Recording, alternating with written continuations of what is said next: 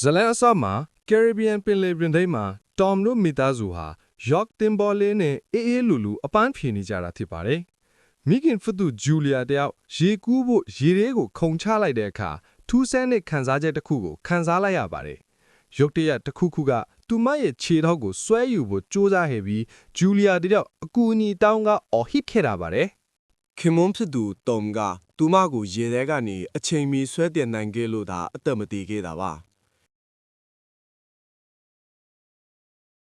အဲ့ဒီညမှာပဲတားဖြစ်သူဘန်ရဲ့မွေးနေ့ကိုကျင်းပနေတော့သမီးဖြစ်သူခက်စီကသူမရဲ့တငယ်ချင်းနဲ့ဗီဒီယိုကောပြောနေချိန်မှာကောင်းကင်မှာထူးဆန်းတဲ့မုန်တိုင်းတိမ်လိုက်ကြီးကိုဖုံးလွှမ်းလာတာကိုမြင်လိုက်ရပြီးလိုင်းတွေပြတ်တောက်သွားခဲ့ပါတယ်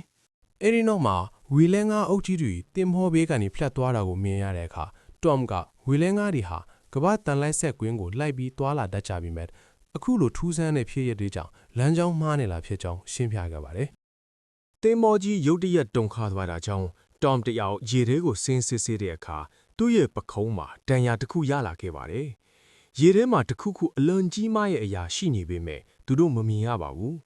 ။အဲ့ဒီနောက်မှာကောင်းကင်ဘော်ကနေအုတ်ကခဲတွေလိုမျိုးမီးလုံးကြီးတွေတရဆက်ကျဆင်းလာခဲ့ပါတယ်။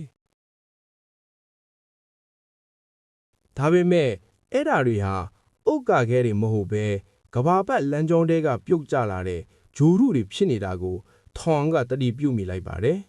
။ပြင်းထန်တဲ့မုန်တိုင်းတစ်ခုတိုက်ခတ်ပြီးနောက်မိသားစုဝင်အားလုံးသတိလစ်သွားခဲ့ကြပါတယ်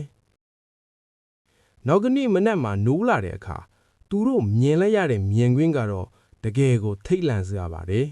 ။ကဘာပေါ်ကပင်လယ်ရေတွေအကုန်လုံးပျောက်ကွယ်သွားပြီးသူတို့ရဲ့တင်ဘောဟာတဲကန်တာတော့လို့ဖြစ်နေတဲ့ပင်လယ်အောက်ခြေကုန်းမြေပေါ်မှာတောင်တင်နေပါတော့တယ်။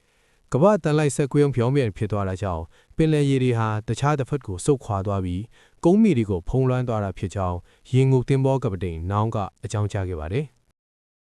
။မိသားစုလိုက်ခီးစတင်ဖို့ပြင်ဆင်နေတော့မှခွေးတကောင်နဲ့လူစိမ်းတယောက်ရောက်လာပါတယ်။ Tom ကသူ့ကိုရေဘူးပေးပြီးကူညီဖို့ကြိုးစားခဲ့ပေမဲ့အဲ့ဒီလူက Tom ကိုလှန်နဲ့ထိုးပြီးရဲရဲဆက်ဆက်တပ်ပစ်လိုက်ပါတယ်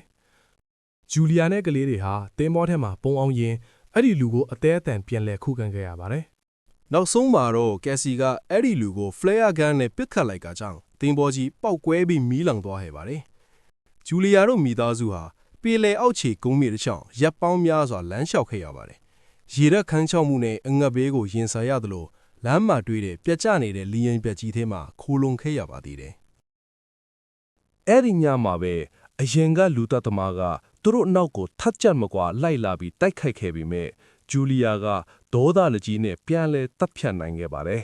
။သူတို့ခရီးစဉ်မှာနောက်ထပ်အန်ဒီယေကြီးတစ်ခုကတော့ပင်လယ်အောက်ခြေကနေတက်လာတဲ့လူသားစားကနန်းအုပ်ကြီးပဲဖြစ်ပါတယ်။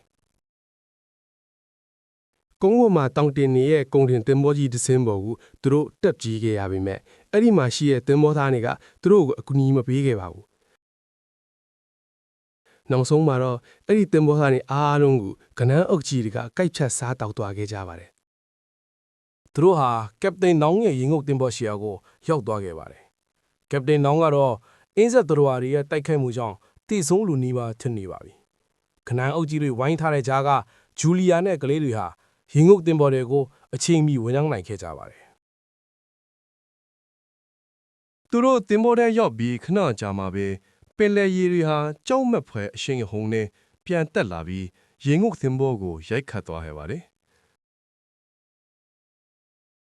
ဇလန်ဆောင်မှာတော့သူတို့ရဲ့ရေငုပ်သင်္ဘောဟာပျက်စီးနေတဲ့မြို့ကြီးတစ်မြို့ထဲမှာတောင်တင်သွားခဲ့ပြီးမိသားစု၃ယောက်စလုံးဘေးကင်းစွာအသက်ရှင်ကျန်ရစ်ခဲ့တာကိုပြသရင်ပြီးဆုံးသွားခဲ့ပါတယ်။အဆုံးထိကြည့်ရှုပေးကြလို့ကျေးဇူးတင်ပါတယ်ဗျာ။ Channel လေးကိုလည်း like and subscribe လုပ်ပေးကြပါဦး။